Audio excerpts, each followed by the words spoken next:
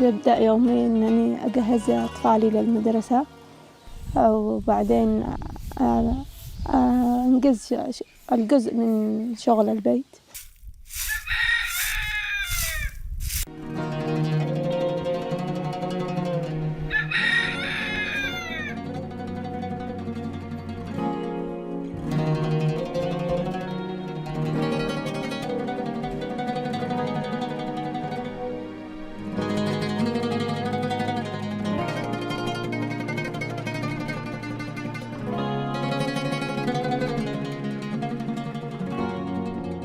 تربيت يتيم يمكن من صف 5 أو 6 وأنا بدأت أشتغل هذه الأشغال، وبقى هواية وحب العمل، والحاجة هي أم الاختراع، يعني بتجبر الواحد إنه يشتغل أكثر من شغلة، وأخرج للعمل يعني بساعات متأخر، اللي يعني ما يتيحليش وقت إنني ألتزم بعمل كده منضبط عشان يكون معي أجر منضبط آخر الشهر. أشتغل أحيانا يعني بشغل البيت، أخيط شنط، أخيط ملابس يعني كده بصورة مبتدئة عادي مش.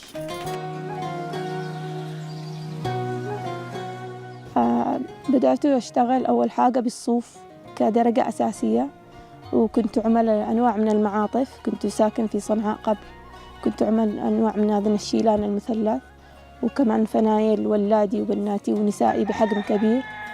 وبعدين تطورت إلى صنع الحقائب الصغيرة تبع الفساتين، ولما شفت الحاجات هذه إنه بس مواسم وإنه الناس ينظروا لي بنظرة استكثار، اتجهت لحاجات اللي هي أقرب للناس وأقل سعر، مثل الإكسسوارات مثل أساور، الخواتم، زينات الشعر، التيجان، وحاجات زي كده اللي هي عبارة عن خرز وأسلاك وحاجات بسيطة، لكن ننشئ منها أشياء جميلة تجذب النظر، وبنفس الوقت تكون الدخل لي تمام، والمشتري قادر يشتريه بسعور رمزية. أيضا اتجهت إلى خياطة الشنط، شنط للأطفال حق الأعياد، وشنط للجوالات للنساء مثلا، يعني مستقدرة صغيرة وبأسعار كمان مرضية للجميع. وتطورت إنني أخيط شنطات ظهر حق أطفال، حق مدارس، حق الظهر، وأكثر من شنطة.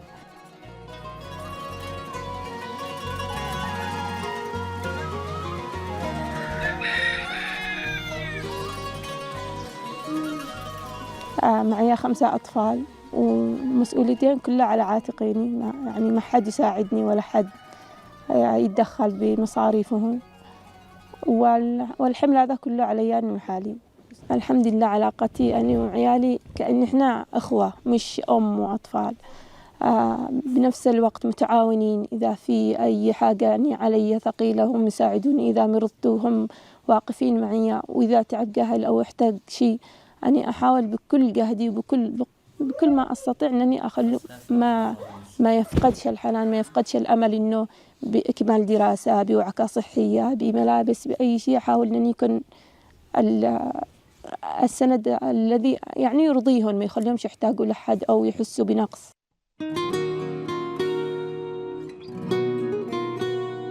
وساكن ببيت بحق ناس يعني مش إيجار، بس جالسين فيه بو كذا فعل الخير.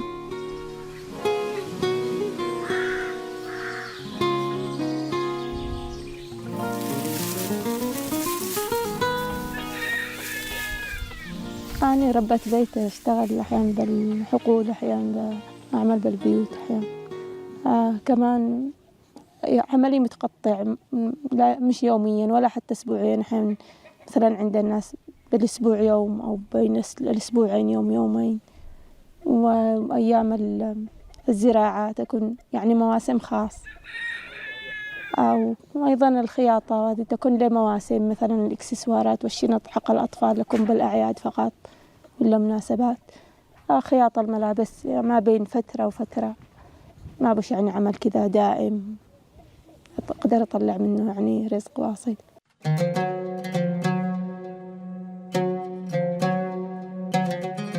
أنا كنت درست جامعة، درست سنة، بس نظرا للظروف المستعصية، يعني يتيمة أب وأم، درست سنة أولى رياضيات.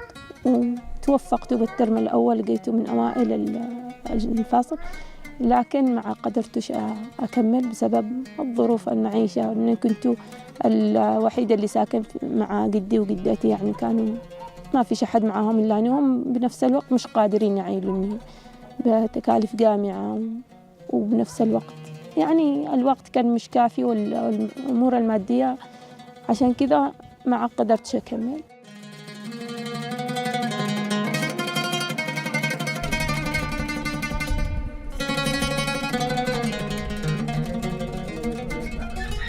بالنسبة لمصاعب الحياة كثيرة. أول حاجة إنه انعدام الشغل للكادر النسوي يعني بشكل متاح كذا. ثاني حاجة المجتمع ونظرته للمرأة أن تخرج تشتغل خارج المنزل، نظرة يعني أكبر صعوبة أن تعيش وحدة بمجتمع محافظ، وأن تحاول تشق طريقة بشكل طبيعي كذا. لكن من هذه المصاعب إحنا نواجهها، يعني ما نعيرش كلام الناس كل الأهمية، يلتزم واحد حدوده ويمشي بالمعقول ويمشي بما يرضي الله، وما يعطيش الناس على ما يشتوا، يعني ما يخليش كلام الناس حجر عائق قدامه.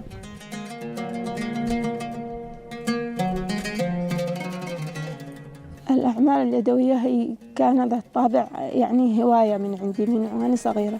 دخلت مجال الخياطة، بدأت أخيط وكذا، لكن الخياطة تشتي أدوات كثير، مثل الكاوية، مثل البطارية، مثل الماكينة اللي موجودة معي، صح يعني ماشي حال، لكن مش بالجودة اللي هي المطلوب. نوع الأقمشة، وما كملت، ما قدرتش أدخل دورات تكميلية، عشان دخلت دورة ابتدائية بالخياطة ما قدرتش عاد أكمل البقية، يعني عشان أكون مشروع ناجح للآخر. يعني ما تلقيتش تعليم بالمواد المهنية هذه خالص، حاولت أطور نفسي من نفسي. لكن المعوقات الأكثر حاجة إنه المادة، الدخل المادي بدرجة رئيسية. السوق أحيانا يوفر الحاجات وأحيانا ما يوفرش، أغلبية يكون من المحافظات البعيد. وأيضا خروج المرأة واصل للأسواق، ومعي أطفال يعني عوائق، هذه أكثر الصعوبة.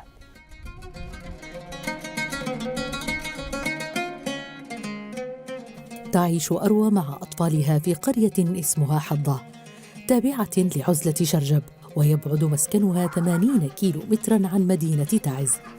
وخلال سنوات حازت على تقدير الأهالي، لكن الانطباعات الجيدة وحدها لا تكفي لإقامة حياة مستقرة.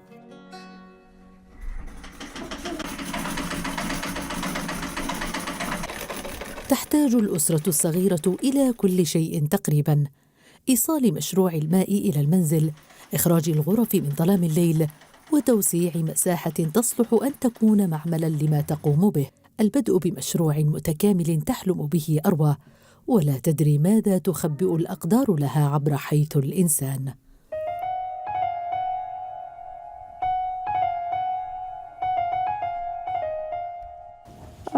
مشروع الخياطة يعتبر لي حلم، وأتمنى أنه يتحقق مشان أقدر أعيل أسرتي، وعيالي يقدروا يواصلوا تعليمهم حتى للجامعات، وعشان أقدر أعيل أطفالي وأعمل لنفسي مستقبل لي وللأطفال.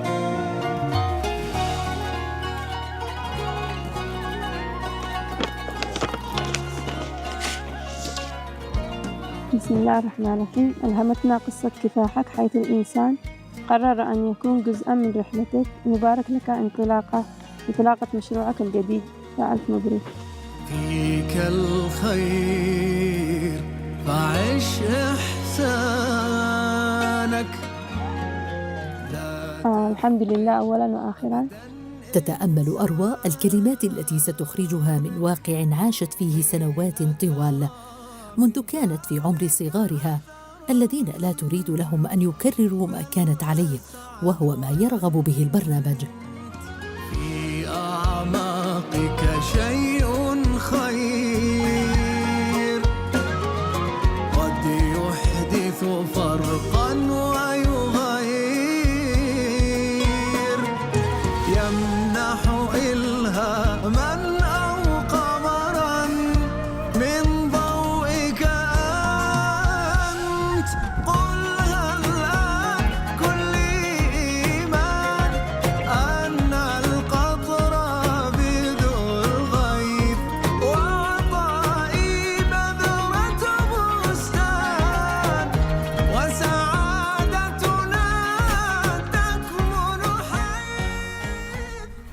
تبدأ المرحلة الأولى من تنفيذ المشروع، والخاصة بتأهيل المسكن وجعله متسعاً لحلم أروى الجديد.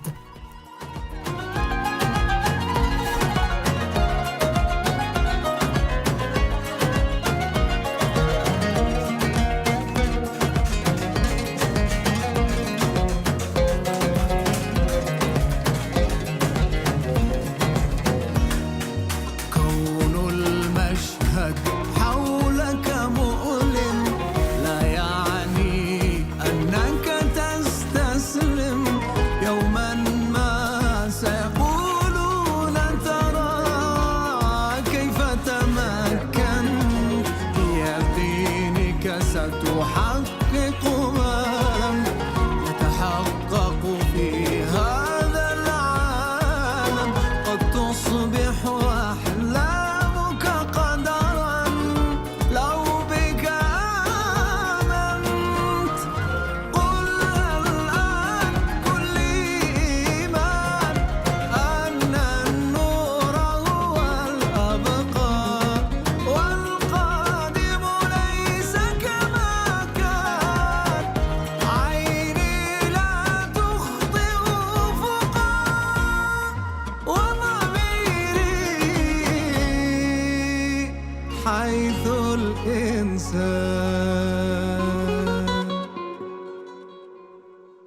يكتمل في الداخل تأهيل المعمل وفق مواصفات تناسب طريقة عملها، وفي الأعلى يتم تركيب منظومة الطاقة الشمسية الضرورية لتشغيل مكائن الخياطة وملحقاتها.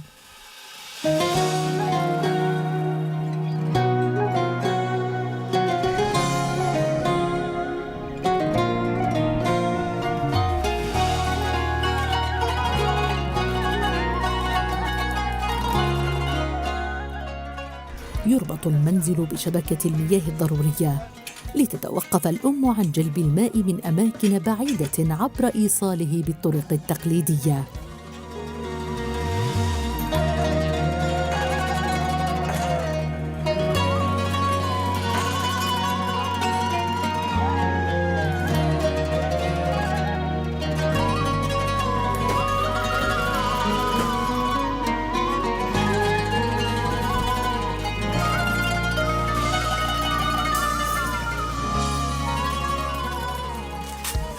وبينما ظل جزء من الفريق يعملون على ترتيب المعمل، ذهب جزء آخر لشراء ما تحتاج إليه من أدوات وإكسسوارات الخياطة وصناعة الحقائب.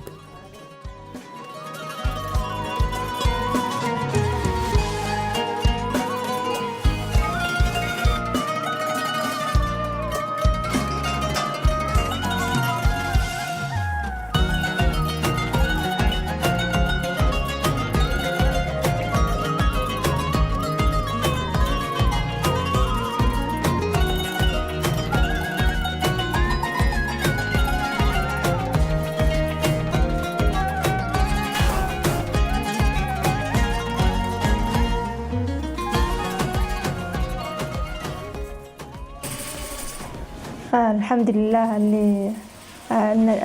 الوضع اللي وصلت له الآن أصبح عندي المكائن المطلوبة لإنتاج الشنط الجيدة والنوع المطلوب في السوق. في السابق ما كنت المواد غير متوفرة، المكائن، الكهرباء كانت عوائق أمامي، والحمد لله بفضل الله بفضل مؤسسة توكل كرمان عبر قناة بلقيس برنامج حيث الإنسان حصلت على الدعم المطلوب الذي كان فوق أحلامي. أصبحت عندي المكائن، المواد والأدوات، أصبحت قادر على إنتاج الشنط المحلية وذات الجودة العالية والمطلوبة التي تلامس جميع ظروف الناس، يعني وتكون بأحسن أسعار السوق، وقادرة على إنتاج إكسسوارات، ودخلت في صناعة البخور والعطورات. وكي تجيد صناعة البخور، ألحقها البرنامج بدورة تدريبية مكثفة لمعرفة طرق إعداد العطور والروائح. ليس هذا فحسب، وحتى لا تخضع لمزاج الباعة الوسطاء بينها وبين زبائنها، جهز حيث الإنسان متجراً لعرض منتجات أروى في مدينة التربة الواقعة بالقرب من مسكنها. أجر لأجلها محل مناسب، وجلبت إليه العديد من المنتجات التجميلية الجاهزة التي ستكون إلى جانب صناعاتها اليدوية. شيء خير قد يحدث فرقا ويغير، يمنح إلهاما أو قمرا من ضوئك. يطلب منها ما قامت بصناعته خلال أيام من بدء عملها، ويحمله فريق البرنامج إلى المحل الذي خصص لها، وهناك يتم عرض كل شيء قبل أن تحضر لتكون هي من يفتتح حلم حياتها الجديد برفقة صديقتها وأطفالها الذين امتدت فرحتهم ل2000 متر. هي المسافة بين المعمل والمتجر، وهي الفارق بين ماضيهم ومستقبلهم.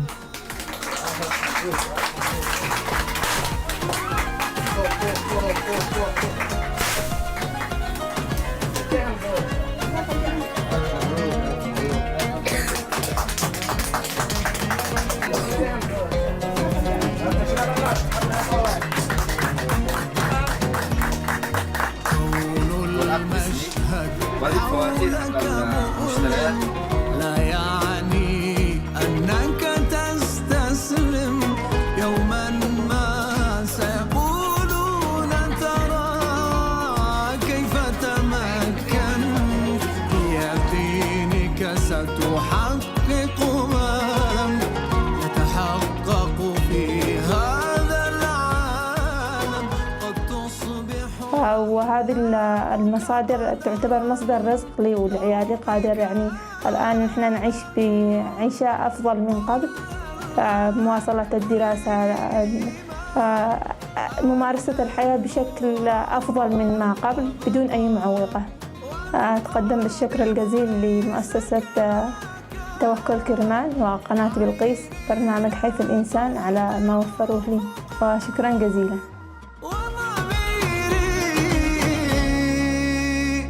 حيث الإنسان.